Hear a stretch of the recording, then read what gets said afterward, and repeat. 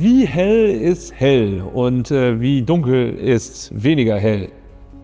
Das sind die Fragen, die sich in der Lichtplanung sehr viele stellen und die man sich auch selber stellen sollte, wenn man eine Leuchte bei sich zu Hause installiert oder wenn man beschreibt, was man eigentlich für Leuchten verkauft, so wie wir. Deswegen nimmt man gerne Lumen. Kennt ihr dann auch später von Lumen pro Watt zum Beispiel, die Angabe, wie effizient irgendwas ist, also die Lumen in Verbindung gebracht mit der Leistung. Und das würde ich euch gerne beschreiben.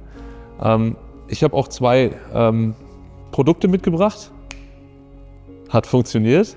Diese beiden Produkte sind LED-Streifen und die LED-Streifen haben in ihrer Bauart einen maximalen Lumenstrom, also der Lichtstrom ist maximiert oder begrenzt auf ein bestimmtes Niveau. Die Variante hier, der ist begrenzt auf 700 Lumen.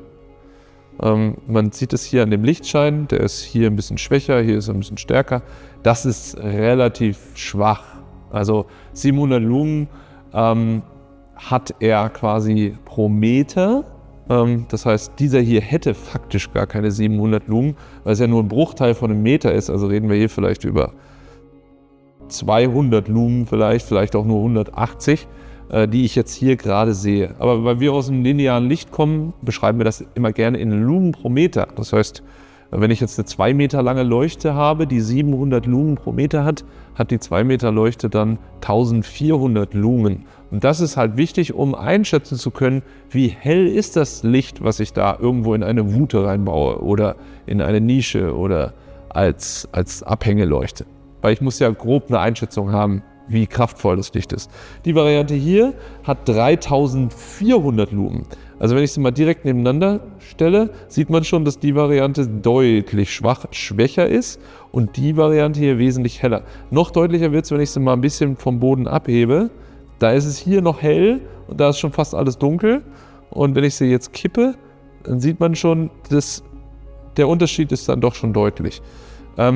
Wie kann ich denn überhaupt oder warum habe ich überhaupt eine begrenzte Lumenanzahl? Oder ich möchte nicht immer eine Steuerung einstellen, dann habe ich die Möglichkeit einfach anzuschalten und es hat ein bestimmtes Niveau, eine bestimmte Helligkeit.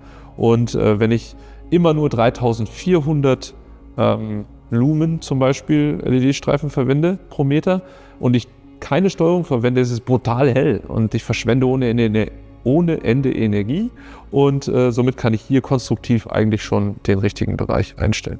Ja, und das sei auch erstmal das Grobe über Lumen.